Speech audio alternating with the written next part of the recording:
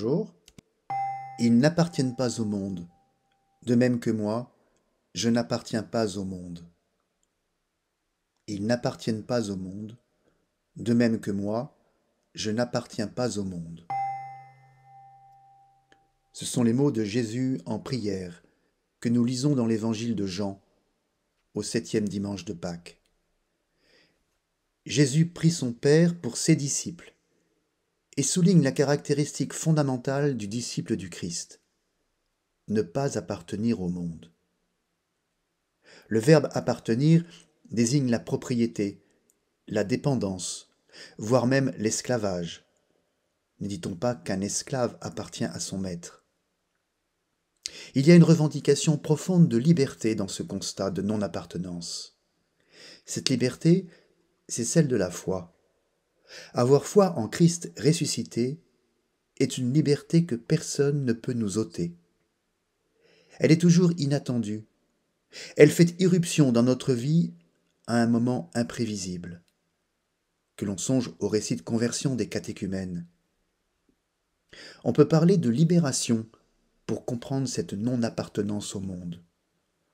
Par notre baptême, c'est-à-dire notre configuration au Christ Sauveur, nous est donné un nouvel être au monde, une manière de goûter dès à présent à la vie éternelle. Jésus précise « de même que moi, je n'appartiens pas au monde ».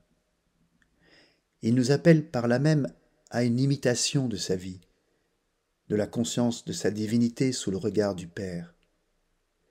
Si nous sommes dans la même distance par rapport au monde que Jésus, c'est que nous sommes également dans la main de Dieu, c'est que nous pouvons devenir à la suite de Jésus des enfants de Dieu.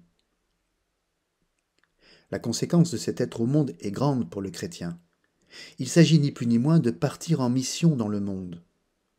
Au contraire d'un splendide isolement par rapport aux affaires de ce monde, le chrétien est envoyé dans le monde pour éclairer l'obscurité, pour témoigner de la bonne nouvelle du salut, pour revêtir le Christ comme l'on porte un vêtement. Nous sommes souvent les héritiers de la pensée néo-platonicienne, visant à séparer le monde du ciel, le monde des idées, avec le monde des objets, le monde d'en bas.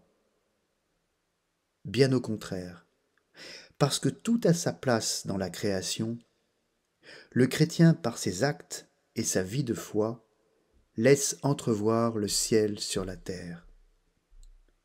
N'avez-vous jamais remarqué, après la pluie, ces flaques d'eau qui deviennent par l'effet du soleil un miroir qui laisse entrevoir le ciel?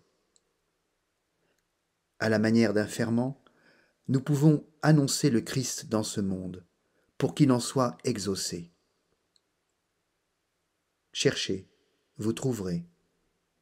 Frappez, on vous ouvrira. Bon dimanche.